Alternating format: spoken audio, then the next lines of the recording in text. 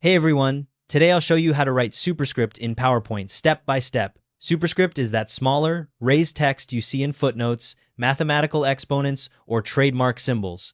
I'll be showing this on Windows.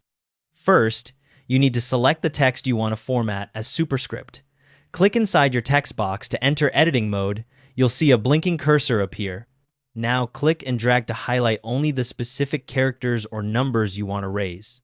This part is important. If you're writing something like x squared for a math equation, you only want to highlight the 2, not the entire x2.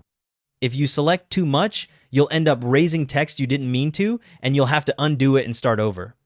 You'll see the selected text appear highlighted with a blue background once you've made your selection. Before you move on, make sure your cursor is actually inside the text box in editing mode.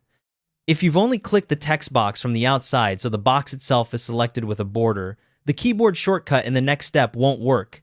You need to be inside the text, actively editing it. Once your text is highlighted, press Ctrl plus Shift plus the plus sign all at the same time. That's Ctrl, Shift, and the plus key together, all three keys pressed simultaneously. As soon as you press it, the selected text will immediately become smaller and raised above the baseline.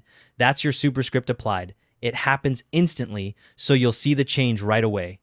If you're on a laptop and the shortcut doesn't seem to work, you might need to press the function key alongside Ctrl, Shift, and plus. Some laptops have special function keys that intercept the command, so adding function can help. Try it with function if the standard shortcut doesn't respond the first time. And that's it. Your superscript is done. You can click anywhere else on the slide to deselect the text and see the final result in context. A couple of quick tips. If you need to remove the superscript formatting later, just select the text again and press Ctrl plus spacebar. That strips all the formatting off and returns the text to normal size and position.